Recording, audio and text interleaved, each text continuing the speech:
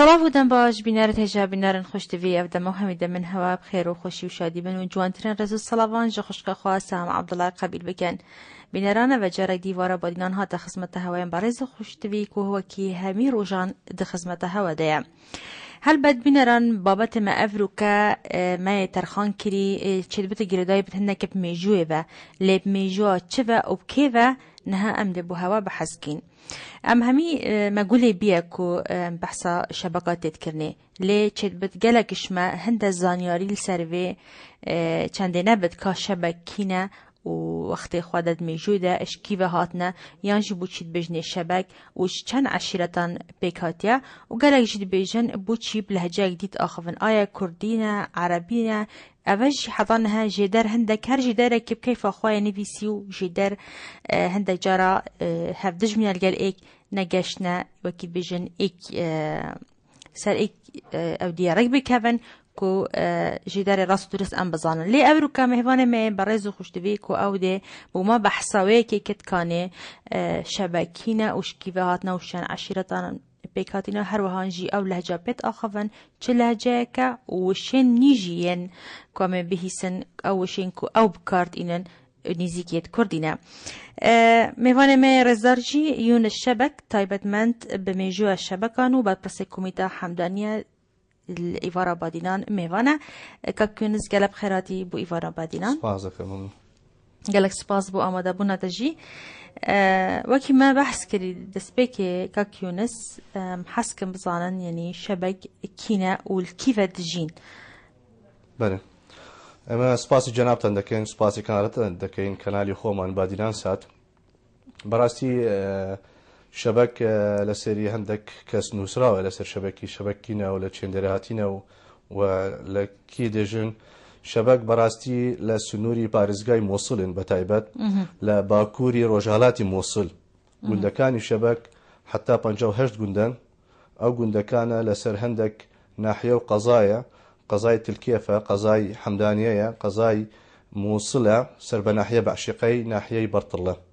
ئەوە سنووری دانیشتنی شەبەکیە لە باکووری ڕۆژهەڵاتی مووسڵ وەکو بەحسمان کرد باشە هەمی لەوێ دانیشن ینی لە هەل نزیکی میسل یانیش بەرک و هەندێکژی دەردبژن جهێندیژی هەنێن عێراقی بنمونە البەغدا هەنە لە هەولێرێ هەنە باوەڕ ناکەم لە هیچ بارزگاک شەبەک هەبوو ممکنە هەندێک خەڵکێک هەبوو لە هەولێر لە دیڤ ئەو کێشانەی لەناو مووسڵ تیرۆرەکان لبغداش شبكنية حسب إحصائياتنا ومعلوماتنا بلام زياتر شبك لناو شاري موصل هي لهندا جرك لناو موصل هبو جركاني حي عطشانة حي عدن جركي كرامة أوش عندك خلك ليبو بلام لحصالي 2005 2006 وقتي تيرور دستي بيكرد لشاري موصل زور خاكاكا هل هاتن بو او گوندانێکی بەحسمان کرد لە دەروبەری مووسڵ و بەتایبەت لە باکووری مووسڵ یعنی بێژی بەسەر دەوروبەرت پارێزگا میسل هەنە لە دەوروبەر لەناو مووسڵ هەندێک خەڵک مایە بەڵام زۆربینەی خەڵک هەل هاتن لەناو مووسڵ لەبەر وەزعەکەی ئەمنی دروست نییە لەناو شاری مووسڵ باشە بەگەڕم بۆ مێژوێ الميجوي يعني هندك بيجان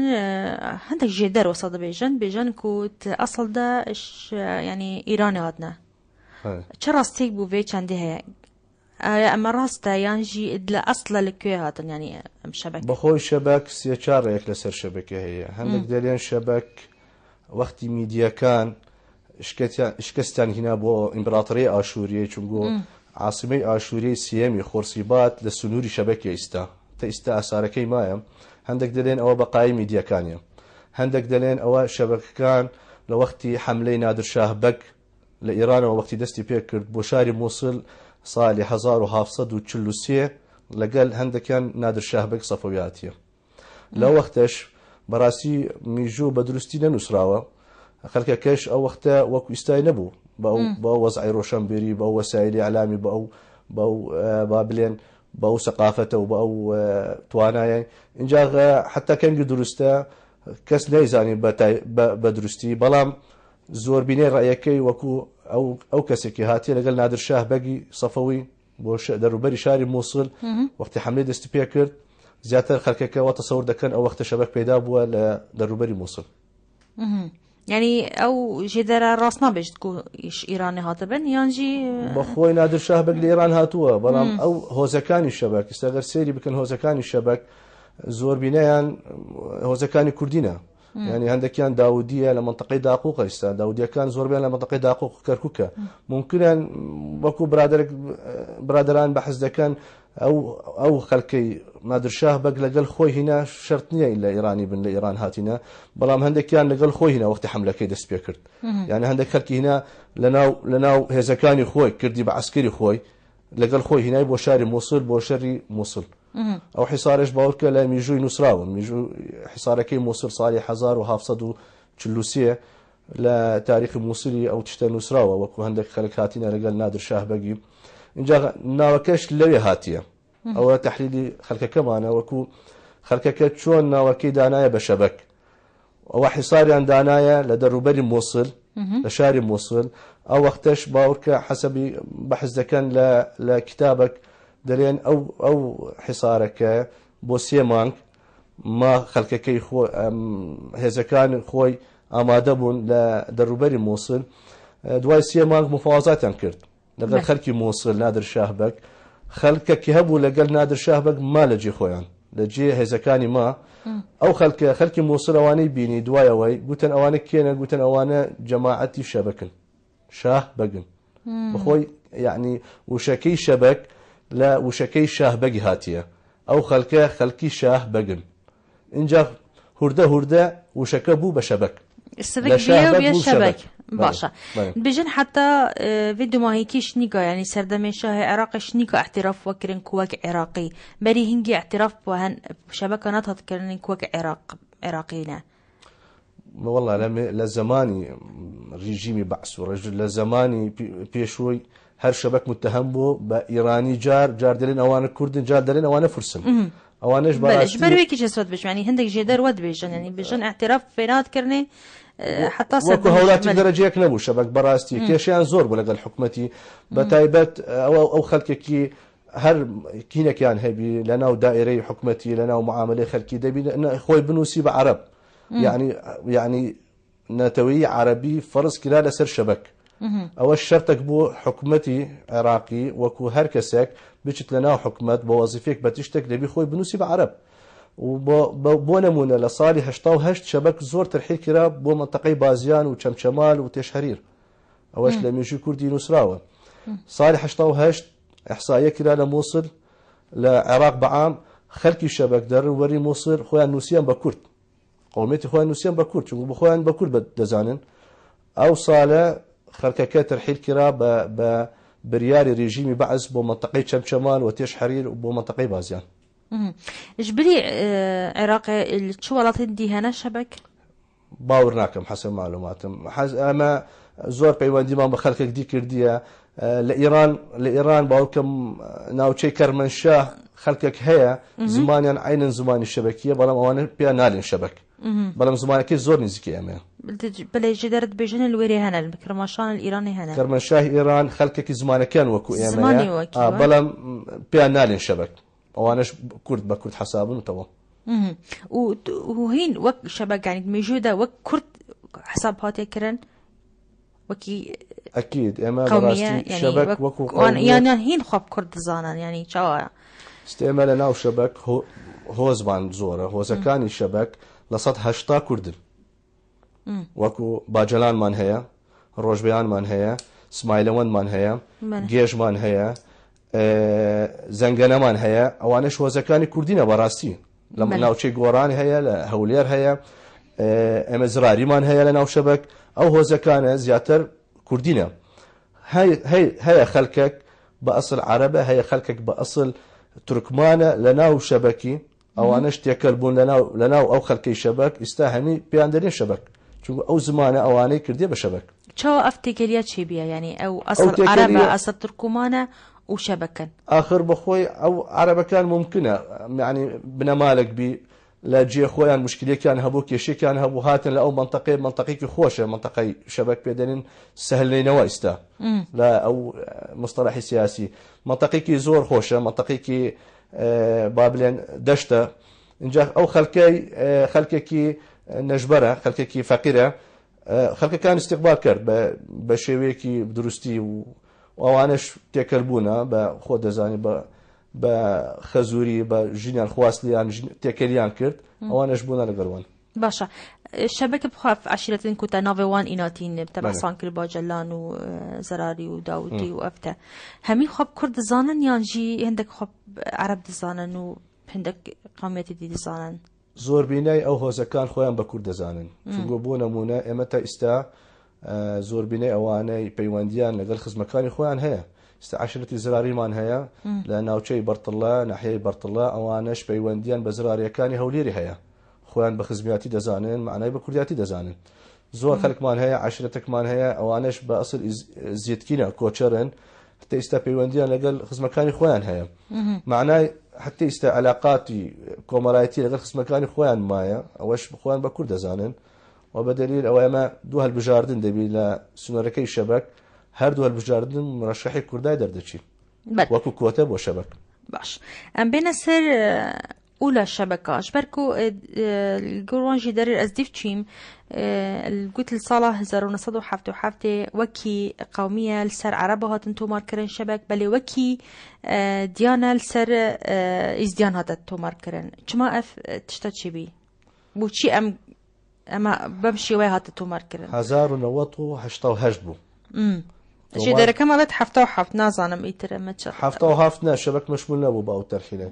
شبك هندكيان كان بلا مالك مشمول باو ترحيله اوش لسر كردياتي هندكيان لقال شورشي ايلولي بو هندكيان لقال شورشي قولاني بو اواني ترحيل كرا يعني ببريارك سياسي بو وقته بلا من حشته وهشت زياتر شبك ترحيل كرا زياتر باورك ل 1000 خانيه ترحيل كرا لمنطقه دسنوري شبك وقت اخوان نوسيان بكرد لاحصائيه حشته وهفت حشتا و هشت دەستی پێ کرد تۆمارکردن لەسەریان بۆ مەنتەقەی بازیان و تێشحەریر وەکو بەحسمان کرد. باشە وەکی دیانە ینی بچی سەر ئیزدی نویسی بین وەکو دیانەت شەبەکەشەی نزیکی وانن ئانوان منتەقە دژین یان ینی ئەگەرێک دی هەبی ئێمە نزیکی ئیزدیمان هەیە چونگۆ ئێمە سنووری بەعشیقەی حتا 23 گوند شەبەکمان هەیە سنتەری ناحیەی بەعشیقە ئیزدینە بەڵام دەروبەر ناحیەکەی شەبەکن زۆربینیان شەبەکە دیانەتمان ئێمە بەڕاستی شەبەک شیعە تێدایە و سونەی تێدایە دوو بە شیعەنە بەشێک سونەنە یعنی شیعەکان زۆرترن لە سونەکانی بەڵام بە دیانەت هەمیان بە ئیسلامن شیعەکان عینەن شیعەکانی عێراقی جنوبی عێراقین شیعەی 12 ئیمامن سونەکان شافعینە وەکو کوردی خۆمان کوردستان و هین تێکەلی پێک کێشەمانە ئەو کێشانێکی دروست بوو لە ناو عێراق بین سنە و شیعای و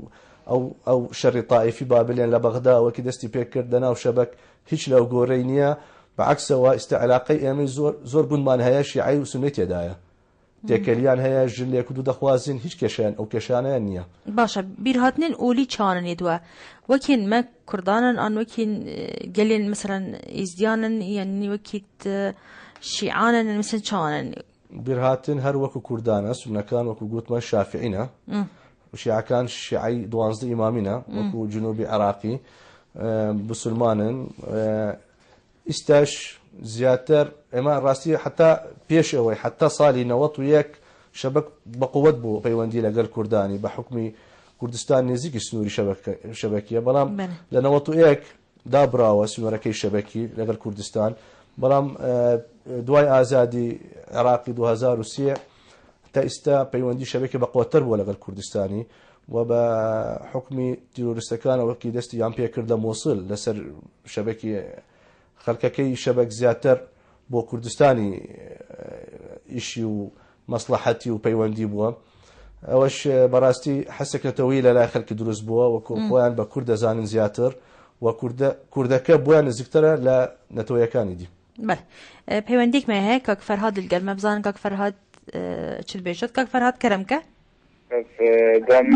دەمی باش دەم باش سەرچاوە خێراتنا میوانی وەکی gelek spas. ممنون سپاس. سلام پاپی تورکی چی خودمه. بله دست خوش سپاس. وقتی جی حتی بابی که بجن کندید مید بعدین آن فورام. بله. برای مید شبک این ایزدی هر وفا اف جینا کجین اداره داره به ما کردستان که به عرض ماده ثابت شد واقعی حتی نه خاصی از درستای نظام کان از برای مشابه زانین دوشن شبکه که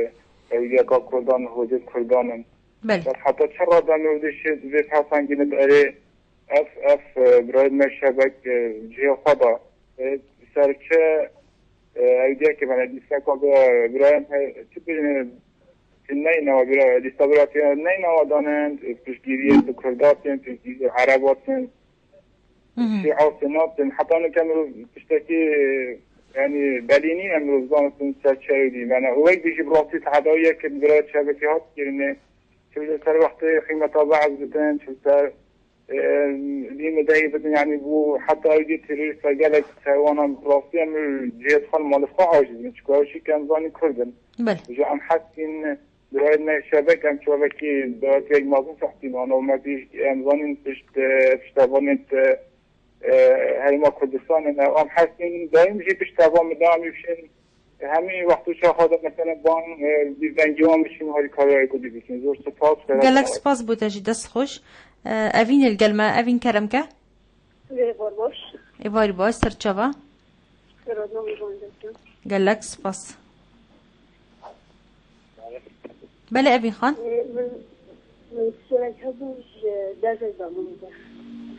دنگی ده گلک کیمه اوین خان کرم که اگر نوه برنامه ایوارو بودیان بله اگر نرمانه که تو نرمان تو سرسه بود اگر منطنو میشی که نجانه تو سران میرن بودی نجانه از سرانی باخوه؟ نه بجن تو سرانی بودی نجانه از هر تینو گم تو چت بجی بوچی نجانه؟ بله نجانه کیش مفسرانی باخوه؟ از بجن نجانه تو سرانی بودی اگر تو بودینی بودی جان داره ولی برنامه تا خوش ایوارو بود بله اوه بوچاناته اوین خان دست خوش بو پیوندیاته اسنا بینم کو کرید بد اگر از سورانی باخم جبر کو از یعنی برنامه من بهدینیه جبر از گفتن بو مهوان خو از سورانی تاخم سورانی شي هر کردیه یعنی افرقش دایا براستي همیشه بتدا بحث کرن یعنی از بو بینار خود بجن بوان حوالات بجن کو رکا فیسبوکی جی ورخنت گرن اسن ظالم اسنا بینم کو تشتکی کرید بکو کی بجد نجانه بله من ولا مكيم هيا بو اما براسي لهجكي خومان بابليان نزيكتره لو سوراني چونگو لهجي شبكي خومان لهجي غورانيه يك لهجكاني كردي بخوي كردي چار لهجه هيا لهجه كرمانجي باكور كرمانجي باشور لهجه كرمانجي لهجي غوراني انجا لهجي شبكي يك لهجكاني غورانيه او لهجيش نبس شبك بله بو لهجه قصه كان بكو شبكة هورمانة باجلاني خانقينة زنجانية كفريكالاريا كاكائية اوش لهجيكي براستي لهجي كرداني رسنة كشمانية نزيكي سورانية لهجة سورانية زيادة يعني بله. بس ولا نزيك ما أكنجين يعني بلان دانشتون بوشي لهجة كتا نزيكي سورانية توكي السنور هين قلمنا يعني قل سنور هرچند در أبيني رحنا المدقر يعني بيش الزمان خود قوري بلان بوچ يعني زماني وبسورانية يعني او زماني خومانه زواني كولمانه زواني دايكو باوكمانه اوش اما شهنازي پیدا كاين وكو احتفاظ بو زواني كرديه اما زور بيوندي ما لقال خلكي هورماني وخلكي باجراني خانقيني هيا اوانش بيان خوشه وكو اما احتفاظ بو زواني كرديه براستي زمانك اما زماني كردي رسنه زماني افيستيا زماني ديانتي زرادشتيه ديانتي باوکی کردایکی کردانه اوکی کتابی زرادشتی پی نصراوه زمانکی ایمه لهجه ماچویی باشم ده هر نصر زمانی و وسل لهجه بس ام دی پیوندی دیوتیم باب ایواری گل ما فرمو باب ایواره دم باش سرچوا کرم که باب ایواری الو بل گل ما فرمو دم باشی دم باش سرچوا سلام خان بله برا دنگی تا دیت استودیوی و بینارد مجی هاش دنگی تا انا اگر تا پسیاره که کرم که از دسته که خیرانا میوانیدت کم قال لك سپاس. من دو پیشنهاد هنه اکثر خشکا ابین وگاوه گود کو از بجمله جانت به سورانی باغوی. بله. ام خو چه فرقی نبین راست ایوار با دینانه بس سورانیش از مانت سرکی یه کردانه. گله که جانه که تو به سورانی باغوی یا عربی باغوی چون کدیف محتاجیه وگاوه نوانت از خواهد بیجتن بتر امسر لحجه سورانا و چینوه گیلیش گورانا. بله. تشتاق زور آسان ام بینیم اول خالم لگه یا دویش از دستخوشی فرهادی کمزاخ زاک فرهادی اویش از خیالک زور جان کرد بعد مزه بزانی خطاوه گاوه اف نتوا شبک اف کرده شبک ام بیجم برید منه کافه گاوه سر لیستانه نوا و نه لیسته کاجدا هیاد سر حرم کردستانی و نه راسته یه بن ماده 140 و حتاوه گاوه مخابنی و او بورینه ها سالانه ها دیا دیبه جگرین اف ماده بس مزه بزانی بو چونوانت بو پرلمان عراق یا کردستانی اندام کوهنه یه تایبت یا سلیسته که حرم بانه یا مزه بزانن درسته گشت خوشو دبکن قال لك سپاس بو تجي باب إيفاري كي القلمة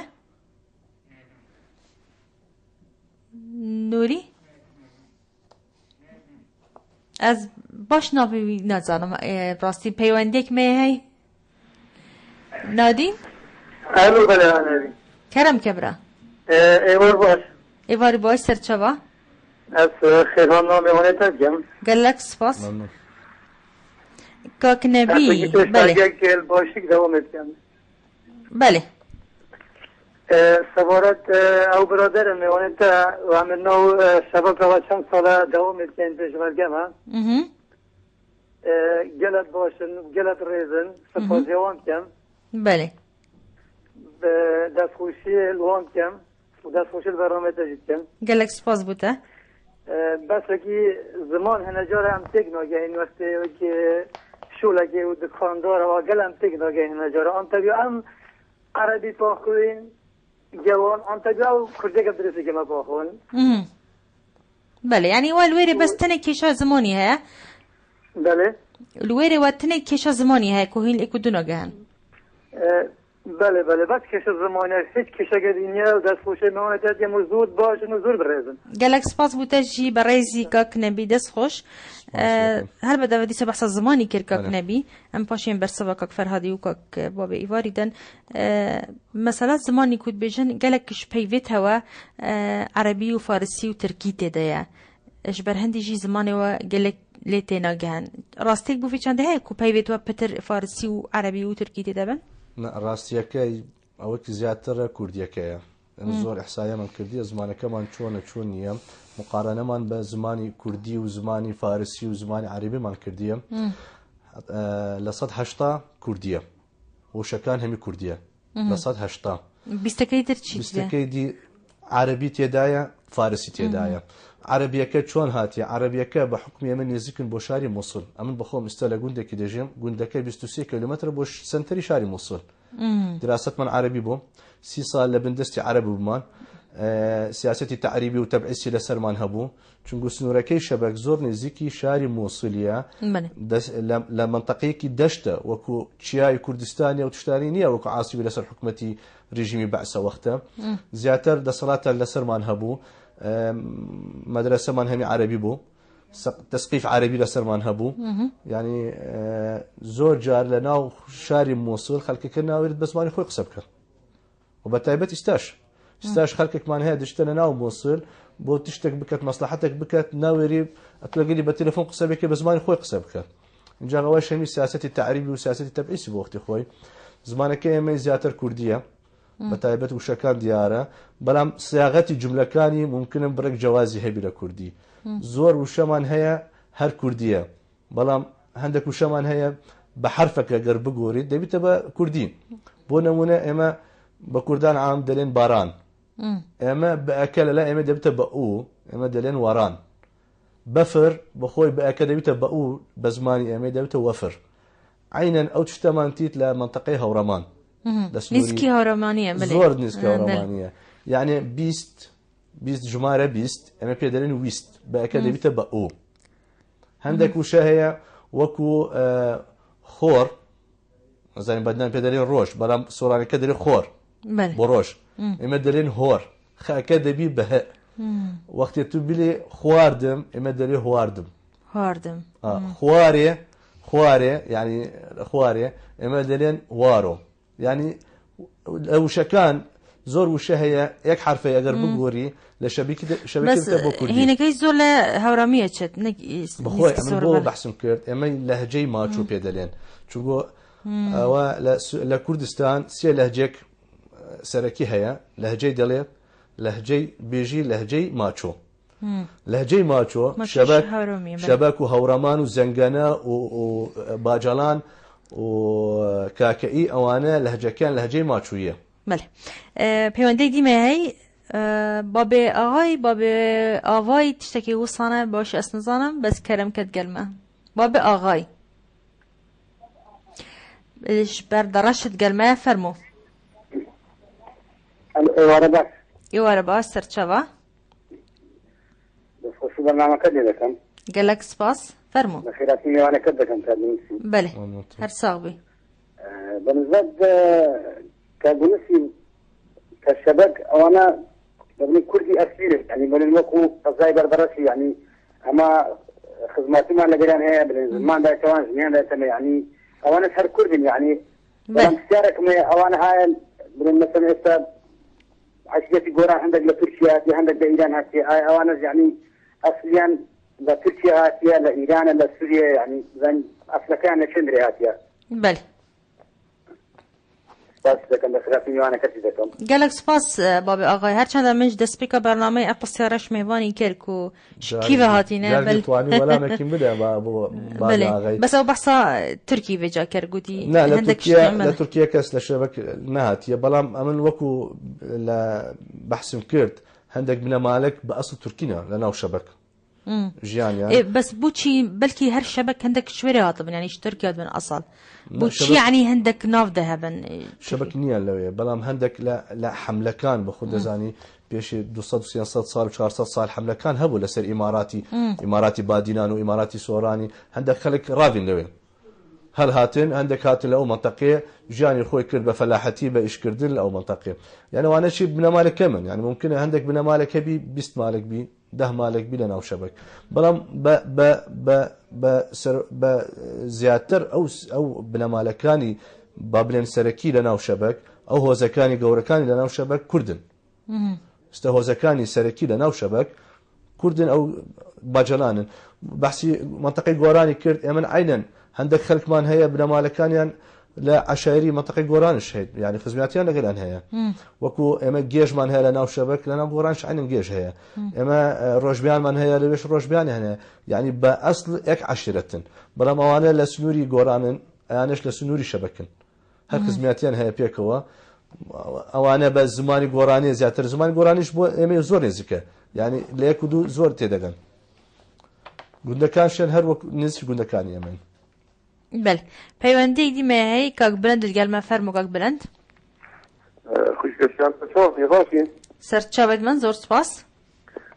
پێشێ خێراتنا میوانەکەت کەم کاکی شەبەک بەێ گەلک سپاس و هیویا سەرکەوتنی بۆ خوازم خوشکەسیان مەڵام پرسیارەکە بوو کاکی یونس بەێ فەرموو طبعا ما يعني گومان منینە کو شەبەک غيري قوميته كابتنين يعني غيري قوم او كردن ومهمش لانه في سيداش اماجته كرد يعني لهجوان لازم عطوه اذا بيشن قوراني عامة او كردشن حتى ما قالك لانت نكلاني سياسي قلتات اخنكو او متوقف تنينا بس او بو مرامي خوي سياسي واقصاد كنا بتشكي ديام بس من تشارك لي ابوز بيجمع كاكي يونس شبك برانيا وان يعني زورينيا وان سر مذهب شيعانا سر مذهب شيعانا او مذهبات سوا هاتي تدبراوا وشوكا ممزاني باريزان هنا وعامة كرد وعرب وتركمان عمومة السنة يعني بيجين ناو تكسنا النشين هم من بسلمان برات لكن سوا مذهب الشيعة هاتينا دبرا ما شبكستاني بليانا بلاد ما كرد الشبك بله باشە کاک بلند زۆر سپاس بوو پەیوەندیاتە دەست خۆش كوش مثل بيواندي بما بكر بكاك بلندي دسخوش برسفاتا هرچند تقول دو باش شيعانا وبشك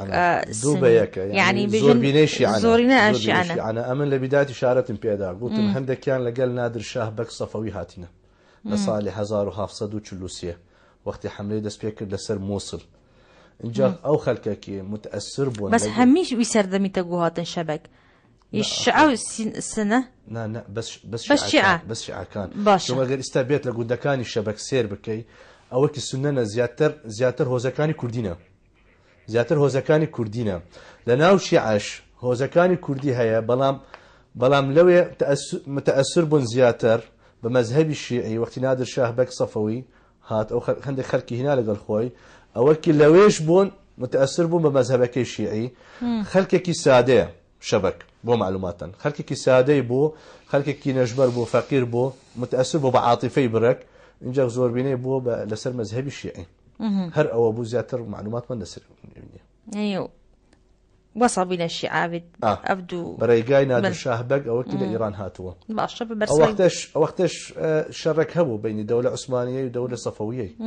شبكش تقريبا لنا وراست أو شركي بو بله سنوركا شنقو موصل أو وقت ولايتك بيشتجيريان لدولة عثمانية بو وقت كي نادر شاه بق حملة كده سبيكر لسر موصل أو نادر شاه بق أمانجكي دولة عثمانية بو شنقو موصل شارك بو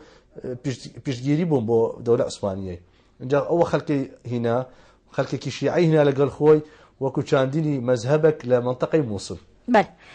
بسیار دیبو ماش کنترلی هاتیت بیشن وی بسیارش مهوان خواب که آیا پیوندی که نبین زاراوا و زاراوا زازاکی ده زازایا کان بله زازایا کان ترکیه بله والله هیچ پیوندی یک نیه شبکو یعنی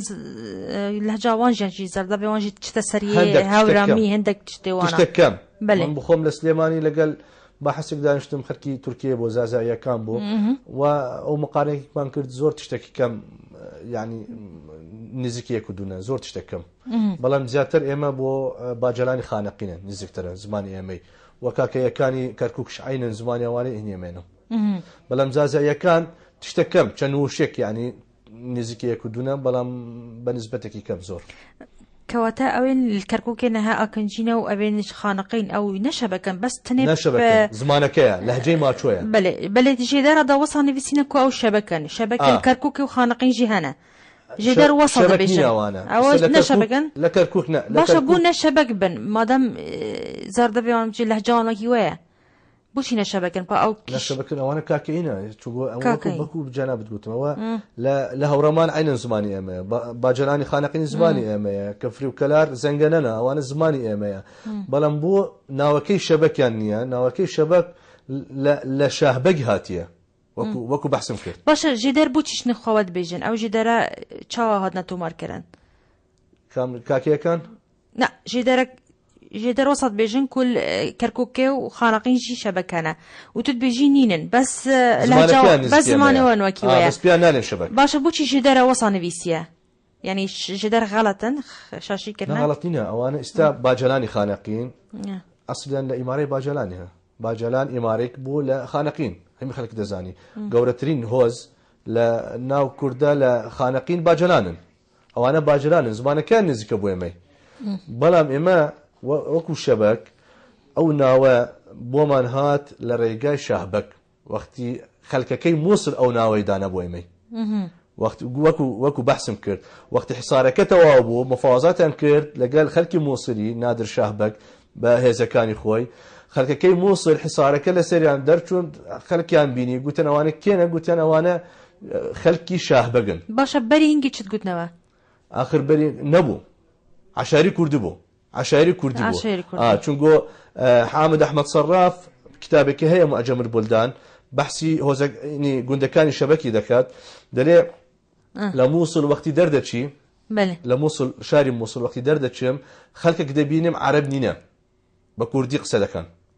أو بحثي أو خلقي ده كان وبناو قندكاني ديني قندي فلان معناه أو وقت حامد أحمد صراف شبكة كان دانا بكرد قلت وقتها من لم وصل درشوم او رحاله بو شخصك معروفه كتابك نوسيه لسري معجم البلدان او كتابك بعربيه قلت وقتي لم وصل درشوم خلكك بيني نيزاني بعربي قسبكن مترجمك من الخوم برد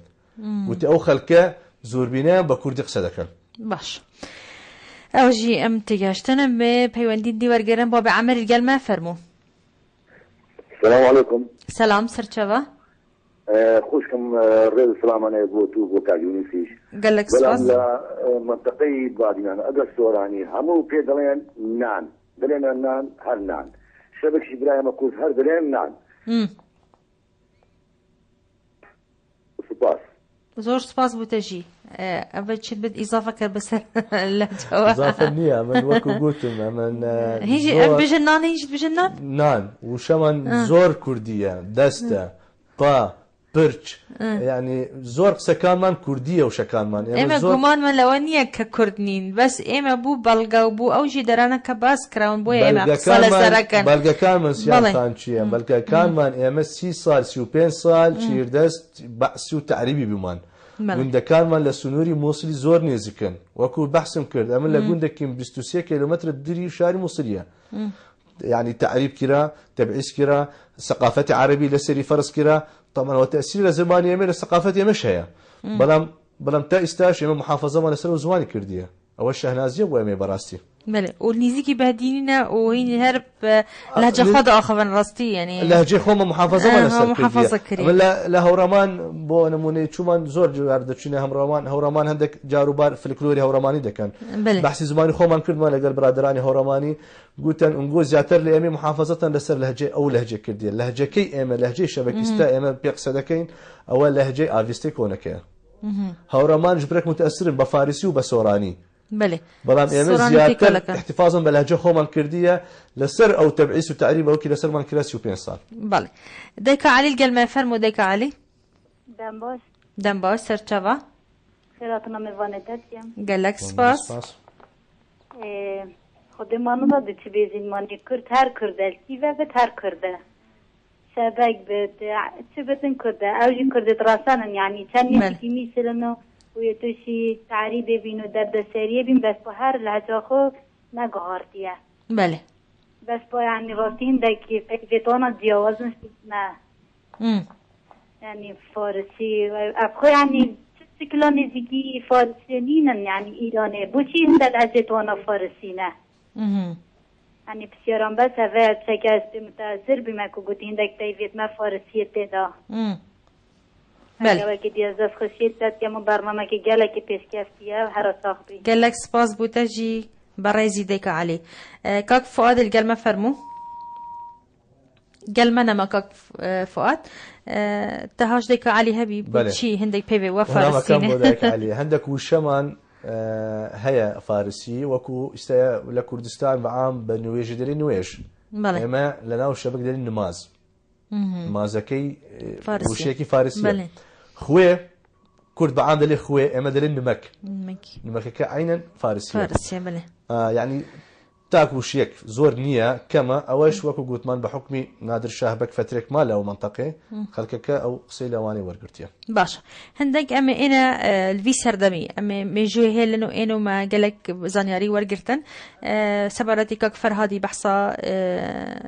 جانبي هواكر كو هل ميسل يعني هين بشتفانيا كيش آليت كان بتر لاين كرديانيان لاين عربي وبو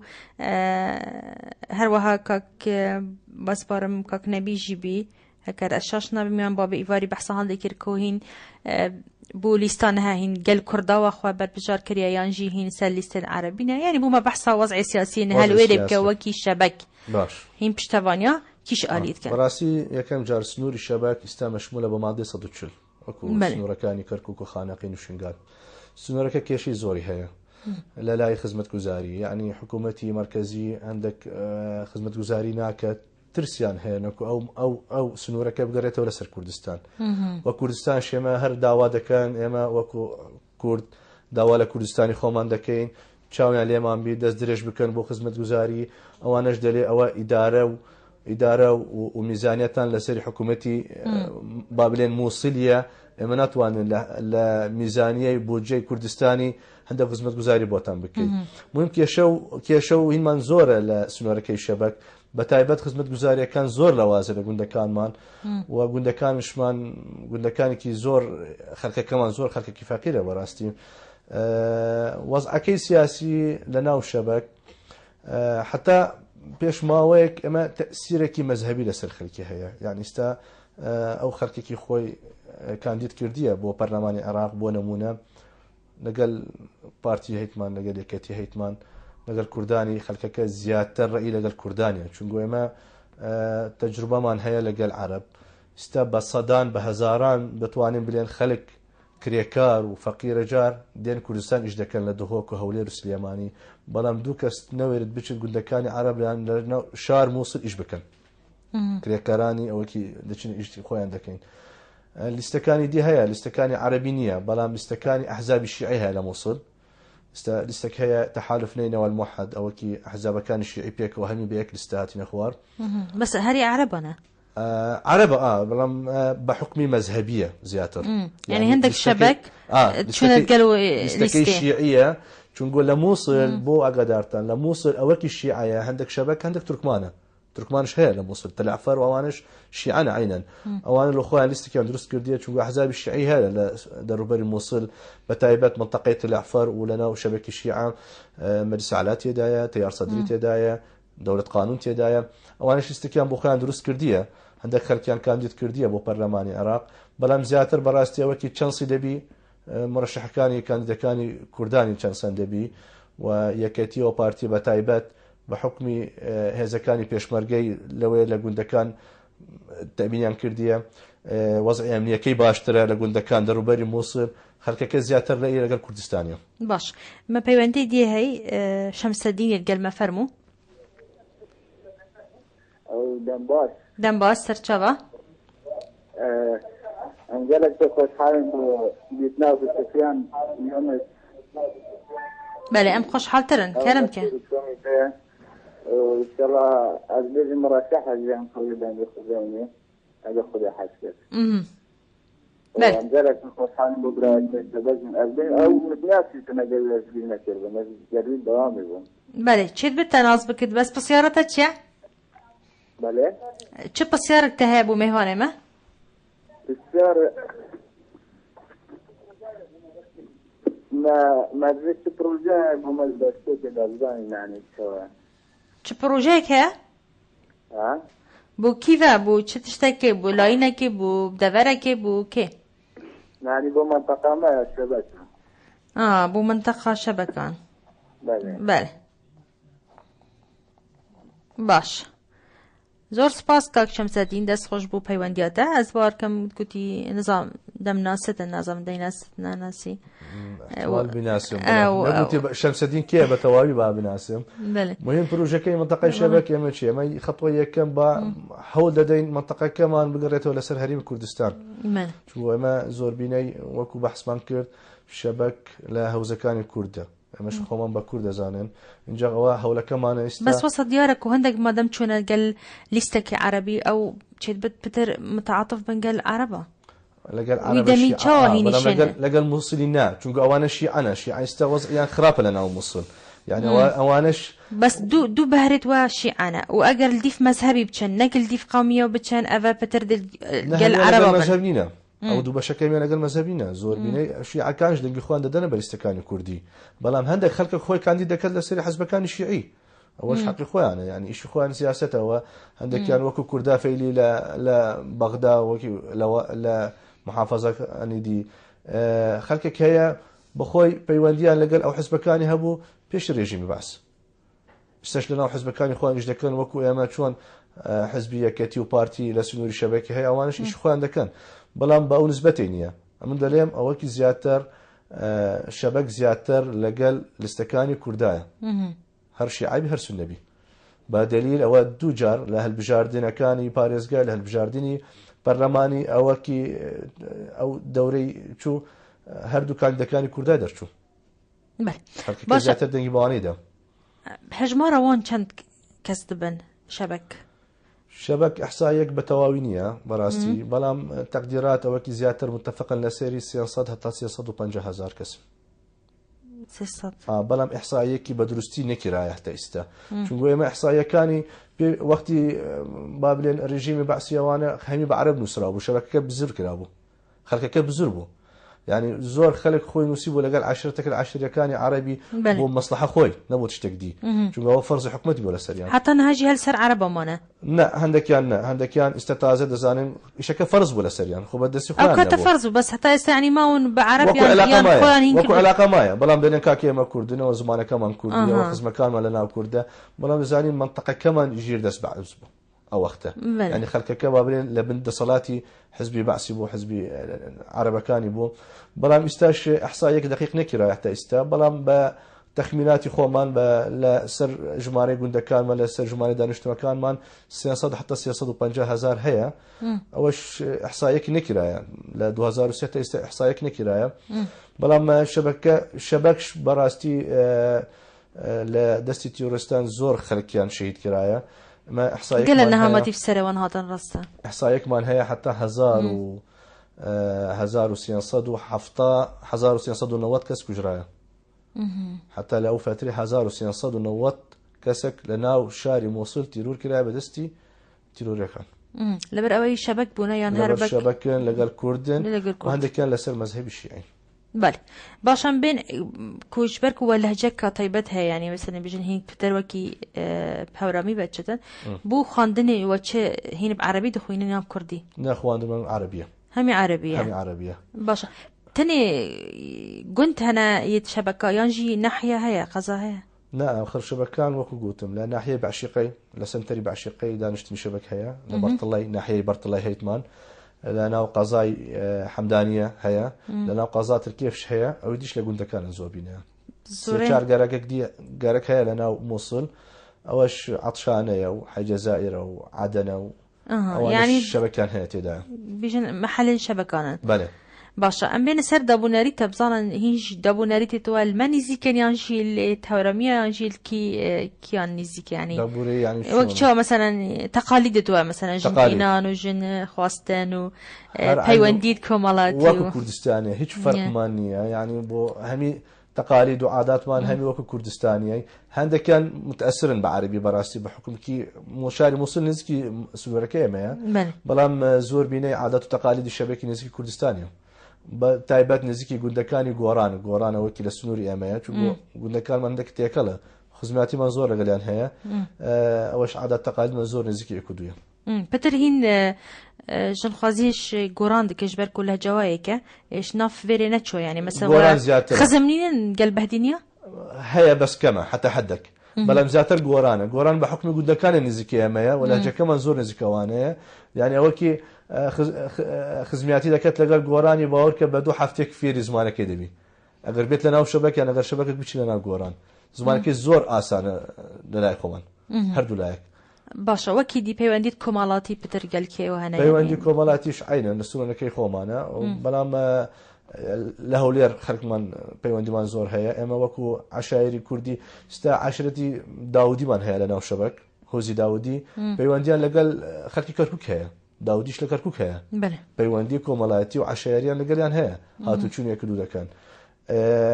عەشرەتی سمایلەوەندمان هەیە عەشرەتی سمایلەوەند لەگەڵ سمایلەوەندی چەمچەمالی عەلاقەتیان هەیە پەیوەندیان هەیە بە تەعزیە بە کێشە و مەشاکلی عەشایری ئەگەر هەبی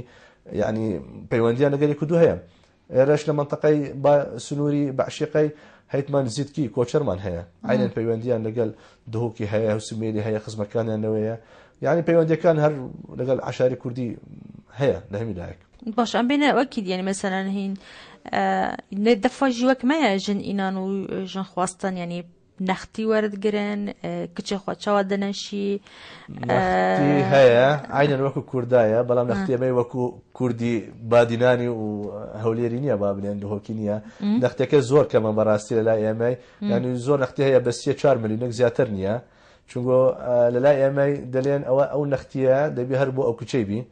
ینی خۆ فکرێک هەیە لەلای خەڵکی دەڵێ خۆ ئێمە ئەو کوچەی نافرۆشن بە پارە نەختەکەی زۆر ئاسانە هەر کەڤندا و سابی دەفەوە بەڵام ئستا شتەکە گۆریایە بە خۆ دەزانی زیێرە و تشتانە برە گرانتر بووە اینجا خەڵکەکەش برەک نەختەکەی گران کردووە حتا 5-6 ملیۆن زیاتر نییە باشە بۆچی وە گرانکردیانی هیچ زیێرە بۆ کچە خۆچێت زیێر ینی ئەوەکی مەسەلەن کچێک دەخوازی نەختەکەی دەکەنە 6-7 ملیۆنە بۆ با بڵێن مالی کچەکەی بە خۆی زیێر دەکەن بە ئەو 6-7 ملیۆنی هەمی دەکەنە بە زیێر بۆ کچەکەیتەوە بجابە لەفمانینە یعنی هیچ زیێرت کچی چێتکەن دەمێنی آخر لەسەری کسار دەمێنی هەندێک دەڵێن مەسەلەن با نەختەکە 3 ملیۆن بی بە 3 ملیۆنش زیێر ڕۆی بکەن یان هەندێک دەرێ بە 6 ملیۆن بی ئێمە بە خۆمان زیێرەکەی دەکەن هەروایە نەفەدە پێگۆڕگانی هەیە هەیە بەڵام ئیستەکەم بووە پێشی ماوەک زۆرتر بیستە کەمتر بووە هەندێک کێشە مەشاکل کۆمەڵایەتی دەبی خەڵکەکە دەڵێن ئەو تشتەی بەرگەڵەتی دەبی بەێ نەف مەدە ینی تکافندە گەلێک زیک تەمەنێکی بچی دەکچە خۆدانەشی نەها باشتر بیە هەر چەندە دیسە زەڤریە بەژی زەمان گەلێک وەت بێژن دەف وە یعنی چاوە بیە عشیرەتت وە سی کچە خۆدەشی و زۆرەیانژی ئازادیەک هات ناف عشیرەتت وەدا شبەر و هەندێک عشیرەت تایبەتمەندیە خۆ هەیە یعنی جیوازن گەل هەندێک دیانیاتە مرۆڤ نافواندا مرۆڤ سەرسام بە تەقالیدیتوان گەلێک جوانترن یعنی مرۆڤ بێژێت ئەڤە کوردن و تەقالیدیتەوە هەندە جوان هەندێکژی گەلێک گرتینە و مرۆڤ بێ عجایب گرتی ینی بێژێت بۆچی وسانە نانە حتا حدێک لە ئەمەی باشە بە ئەو شێوەیەکی زۆر تندن وانە بە ئەو شێوەیەکی زۆر ئازادن حدێکی وەسەتە خەڵکەکە ئەوەکی شارەزای لە منطقەی شەباک خەڵکێکی زۆر معتەدلن دەتوانێت بڵێن یعنی تشتێکی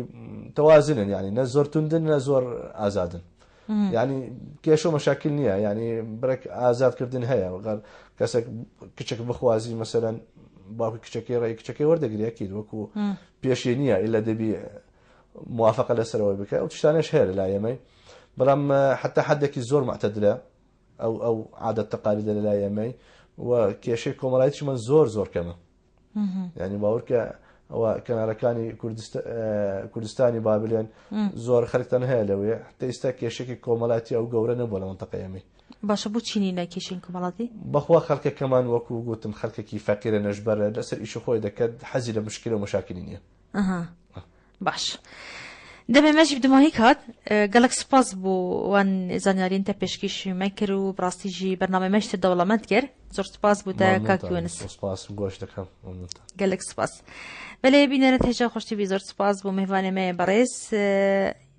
ڕێزداریونە شەبەک تایبەتمەند بە مێژووە شەمەکان و بەرپرسێ کۆمیتە حەمدانیە کود گەلمەبی هیویدارم وەژی هەندێک زانیاری وەرگرتە بن و وەژی مفاکشوی خەڵکی وەرگرتە بەتەن و زۆر سپاس بۆ پیشەنگەها کشمیر و بۆ هەفکارن منێل پشکە کۆنترۆلی حتا سبە هەیە من گیانێک خاطرە هەوە خۆدێت گەل هەوە بێت